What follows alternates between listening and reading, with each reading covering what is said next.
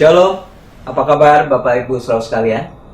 Hari ini kita akan merenungkan atau memikirkan bersama. Hari ini kita mencoba memikirkan satu topik penting menurut saya, ya, yang ada dalam Alkitab.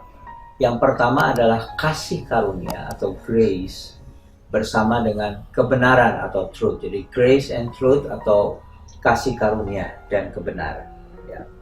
Oke, mari kita membaca ayat Alkitab kita dalam Yohanes 1 ayat 14 sampai dengan ayat yang ke-17. Firman itu telah menjadi manusia dan diam di antara kita, dan kita telah menjadi dan telah kita melihat kemuliaannya, yaitu kemuliaan yang diberikan kepadanya sebagai anak tunggal Bapa, penuh kasih karunia dan kebenaran. Yohanes memberi kesaksian tentang dia dan berseru katanya, "Inilah dia yang kumaksudkan ketika aku berkata, kemudian daripada aku akan datang dia yang telah mendahului aku, sebab dia telah ada sebelum aku." Karena dari kepenuhannya kita semua telah menerima kasih karunia demi kasih karunia. Sebab hukum Taurat diberikan oleh Musa, tetapi kasih karunia dan kebenaran datang oleh Yesus Kristus. Saudaraku sekalian, manusia dalam Mazmur pasal 8 dikatakan diciptakan, Tuhan menganugerahkan, Tuhan memberikan ada 3 hal. Yang pertama, Tuhan menganugerahkan kemuliaan. Selanjutnya adalah hormat, selanjutnya adalah otoritas atau kuasa.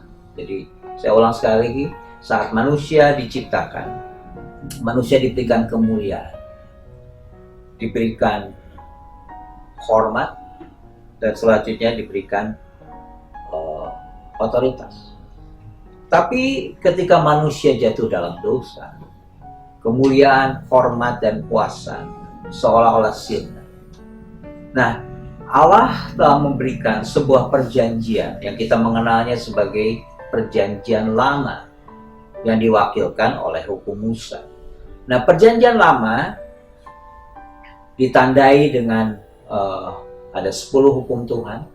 Nah, saudaraku sekalian, perlu kita mengerti prinsip dari perjanjian lama adalah semua umat harus melakukan 10 hukum Taurat. Satu saja dilanggar, dianggap melanggar keseluruhan. Dan orang dibenarkan karena melakukan hukum. Nah, Alkitab berkata bahwa perjanjian lama gagal. Kenapa gagal? Karena manusianya dalam kondisi yang tidak punya kemampuan sama sekali untuk hidup sesuai dengan firman. Nah, karena perjanjian lama gagal, Allah memberikan perjanjian baru.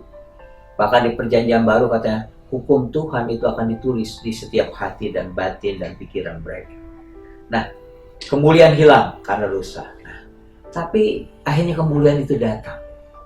Allah mengadakan sebuah perjanjian baru, dan kemuliaan itu datang lewat kehadiran Tuhan Yesus Kristus, Tuhan yang kita cintai.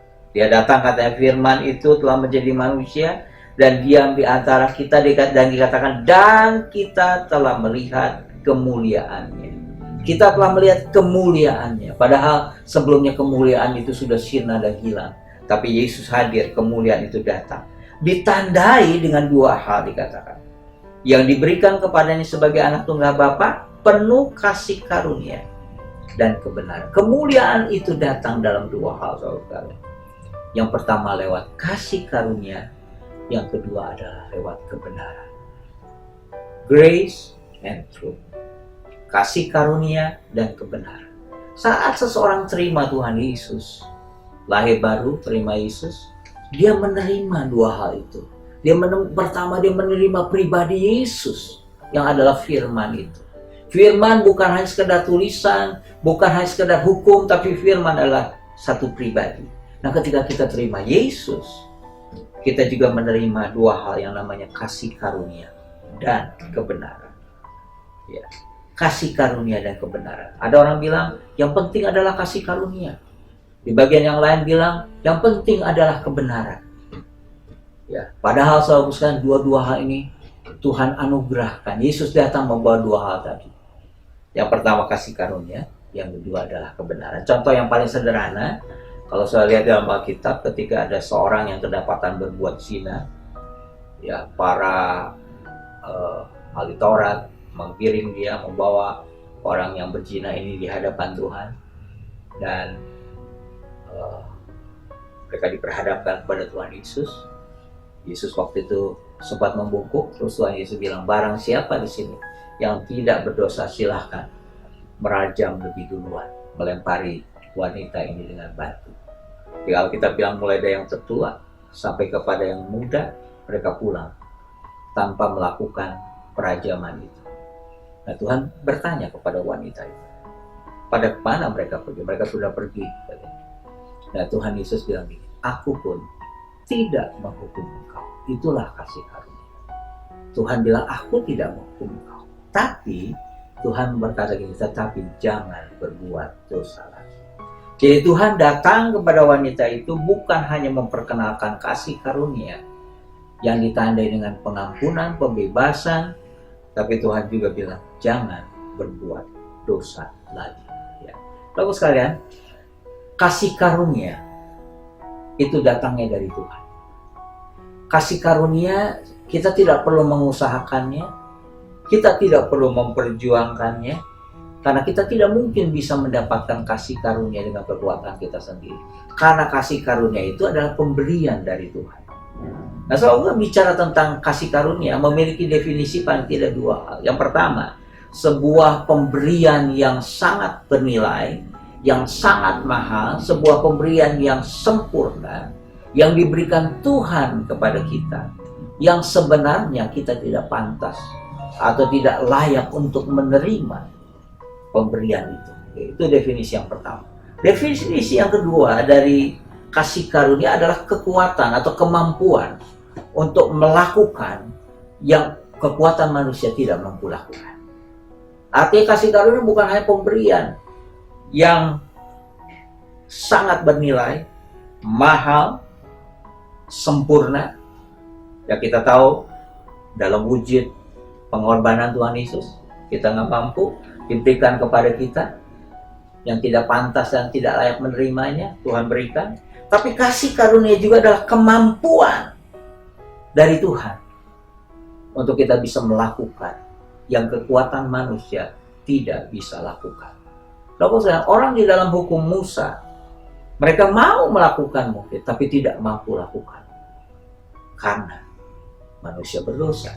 Tapi saat seseorang terima Yesus, Tuhan mengubah dia menjadi orang benar, dan Tuhan memberikan kepadanya kasih karunia untuk mampu melakukan kebenaran. Artinya saudara, kalau orang sudah menerima kasih karunia, secara otomatis dia diberikan kemampuan untuk hidup dalam kebenaran.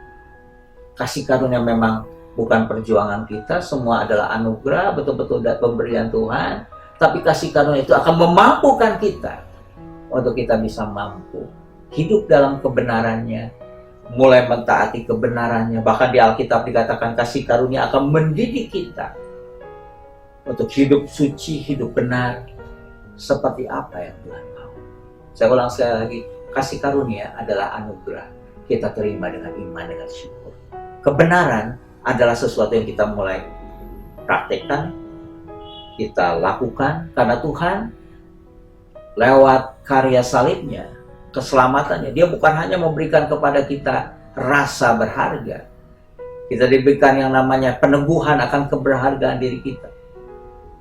Yang kita perlu mengerti dari sejak lahir bahkan sampai mati, keberhargaan diri kita bernilai 100%, apalagi diteguhkan lewat karya salib Yesus, lewat darah Yesus. Kita sudah dibeli dengan lunas oleh Tuhan. Nah, kasih karunia, keberhargaan yang Tuhan berikan kepada kita akan melahirkan, akan bersamaan akan lahir yang namanya rasa mampu. Nah, itulah sebabnya kemampuan rasa mampu itu akan menolong kita untuk kita hidup dalam kebenarannya. Sekali lagi saudara, kita tidak bisa hanya menerima kasih karunia, menolak kebenaran, atau kita hanya mau hidup dalam kebenarannya seolah-olah menolak kasih karunia-Nya. Kita harus menerima paket lengkap ini, kasih karunia dan kebenaran, dan Tuhan sudah berikan kepada kita. Mari kita bersyukur dan mari kita mulai menerapkan kebenarannya. Karena Yesus bilang kan, perintah-perintahnya itu tidak berat kalau kita mengasihi Tuhan. Artinya Tuhan berikan kepada kita kemampuan untuk kita bisa hidup dalam kebenaran. Saudara sekalian, Tuhan sudah anugerahkan itu, kasih karunia dan kebenaran.